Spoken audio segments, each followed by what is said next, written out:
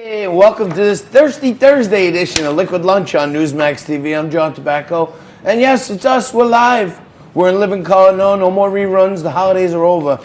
Now we're back to business. We're coming to you live as we do every single day, noon to 2 Eastern, from the Question Tequila Studios. We're in our little downtown Liquid Lunch outpost here, and boy, do we have a whopper of a show for you today. Well, as usual, I'm joined by my co-host and managing editor of Liquid Lunch, Frank Morano, joins us here. And when it's the day after Christmas, and all through the house, not a guest was stirring, not even a mouse. And you're going to be in store for an entire 2 hours today of me and him talking about the news of the day. And many people, Frank, are saying when it's just you and I, it's some of the best television they like to watch, and all these guests and props and gags and all this other stuff is, they just like seeing us. Well, then if that's the case, lucky you. Today's their day. For the rest of you, I'm sorry, but I like booking a lot of guests, so this way, if I can escape for a segment and kind of nap for 5 or 10 minutes.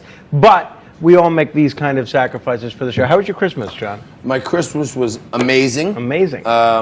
As you know, I spent some time in the holiday season trying to do good for others. Yes, that was very nice. Which I do in small doses. But around the Christmas season, I love, helping out different charities. I dress up like Santa. And, when you take time out of your busy life, we all have busy lives, but we have our own jobs, and then we do this as a side job, and we try to report on the news and everything. And you got to just hit the time out button once in a while. Put on the Santa suit, and go out there and try to make a kid smile. Absolutely, that was very nice. We got the Gianna's Heart of Hope, which is a local organization that tries to do special things for kids with cancer. Well, that's a very laudable charity. In fact, do we have any video of John as Santa Claus that we can show? Let's take a look. Ooh. Now, when you're hustling all week long, you're doing the grind. The last thing you want to do on Christmas Eve is get up in the morning and put this ridiculous Santa suit on, but you got to do it. You got to do it because there's kids out there fighting diseases everywhere, and they got to smile on Christmas for one day. So you put on this Santa suit, and you get the sleigh, and you get one of your elves right there who does all the work year round. Look at that sleigh, how full of toys it is. You get your fat out of bed. You put on the Santa suit, and you make the universe right by making a little kid smile for Christmas. Go out today and hug somebody, will you? Make the universe right for you. And I got to tell you, it does feel good. Well, that's very nice. I actually saw some of the video of your interactions with some of these children that you were delivering gifts to, and nice. You could tell it meant a lot to them. You know Carla, she's been on the show. She's a big animal rights advocate. Carla Marino from the Bully Crew, they save animals. As her side philanthropy job, her and Ro Gamba and Tammy, a bunch of the ladies, work hard all year round to try to make kids with cancer who are fighting for their lives, make their life a little better. The least I could do is throw on a Santa suit and bring some gifts. I think that's very nice. Now, we have quite a spread here, which we haven't had for quite some time. Right. And this is the last thing I want in front of me today. Let's take a look here. I've done nothing but put on weight. After a wonderful Christmas Eve delivering gifts as Santa, and I even got up on Christmas Eve morning and went out Christmas Eve night and did a few kids who are homebound and they can't get to the party for the other kids.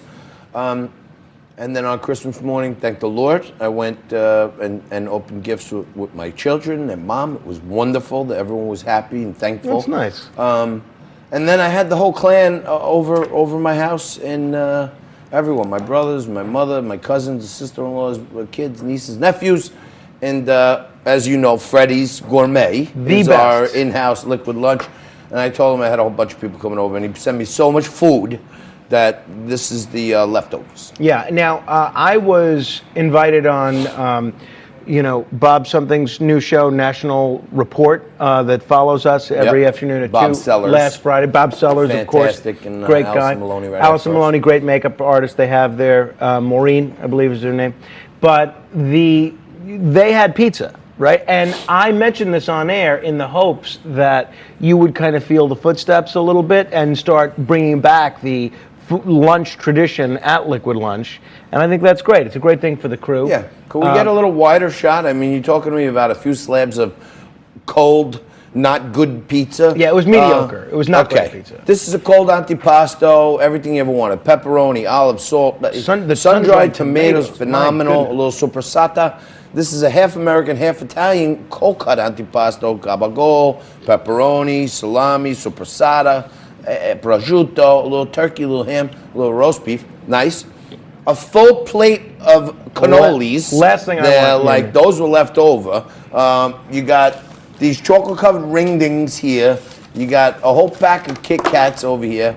You're talking to me about pizza. We have the whole. It's like a buffet. It's like a smorgasbord of food. But still no bubbly, which they do have at Newsmax. So we're going to be back at Newsmax Central tomorrow, not only for a repeat performance of my time with Deborah and Bob, but Blink and You Miss Me, or Allison and Bob, right? Allison and Bob. Sorry, Deborah.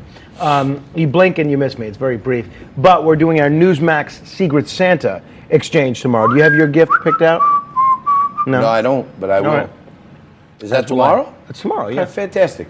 Well, you know, while we were gone down in Washington, not a heck of a lot happened other than the president sending out what I thought was some really good tweets. Like Nancy Pelosi, I guess, is holding the impeachment process hostage. You know, this was the president this morning. Yeah. This morning he was talking about the District of California has become one of the worst in the U.S. Homelessness and crime has gotten so bad, so fast, she lost total control along with her equally incompetent governor, Gavin Newsom. Very sad sight. It's true. And I don't disagree with him. Neither do you know I. What I mean? Nancy Pelosi, she can't get it right in Washington.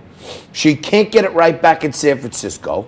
But her net worth has gone from 40 million to 140 million in the last 20 years. So you figure it out. I don't know. That's She's for sure. She lives in this big gated home. And she's against walls. A lot of craziness going on out there. But Frank, the Democrats have the House, the People's House, they call it. They put together some rules. The Republicans didn't think the rules were fair. The president wasn't represented. They wouldn't let the Republicans call different witnesses that they wanted. No. This is Adam Schiff's deal. He makes all the rules. Now, Mitch McConnell's sitting there saying, all right, you guys did your part. Now we're getting ready to do our part. Send over the articles and we'll take a look at them. No. We're not sending them over until you tell us what the rules are. Why does she think she's the leader of the Senate also? It's absurd. I mean, this impeachment is becoming like Playboy. Nobody wants to read the articles. But I will tell you that... Wow. It's true. It's true. Excellent. That's right. like that. I will tell you that with this impeachment stuff and everything that's going on in Washington, it really makes you feel, even if you're in a position like we are to be able to broadcast to a lot of people, that you're powerless to do anything. There is something that by paying attention to what I'm about to say, you can make a difference in. Because the only difference here is knowledge, and that's precisely what I'll be speaking, frankly, about. All right. Normally there's a cool thing with all my different hairstyles there, but okay. We won't. I'll do the sound effect. Yeah, go ahead. Yeah.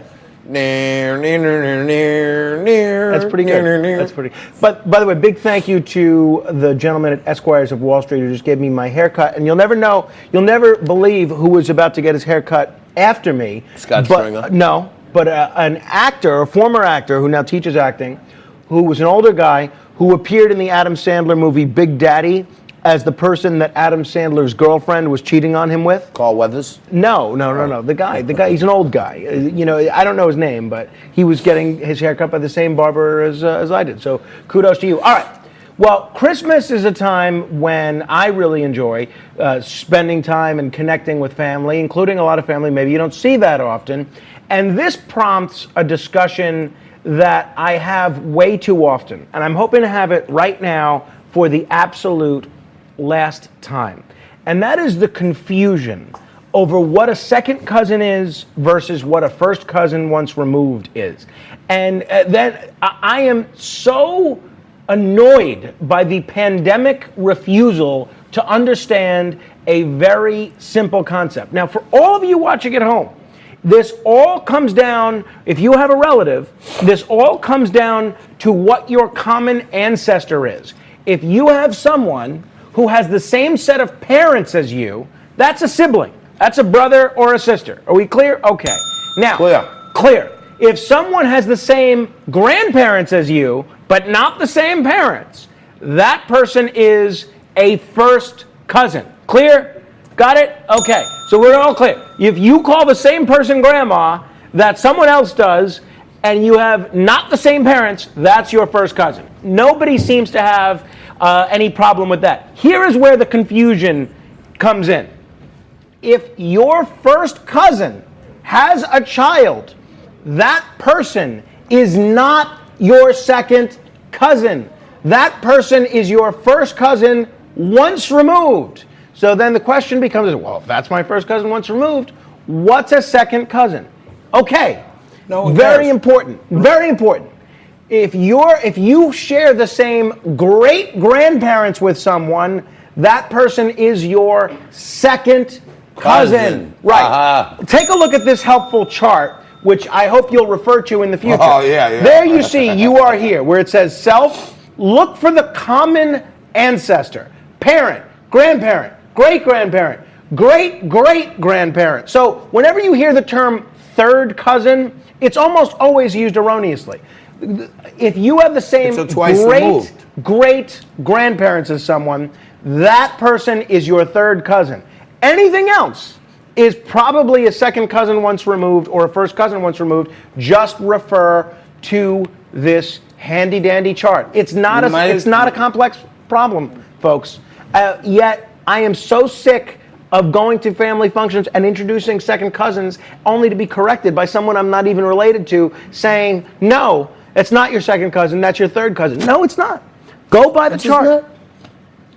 You might have wanted to. This is a great story. These are the things that you do for us and bring us these eloquent little tidbits that people should know. Yeah, well, because look, we can't do anything about the circus in Washington.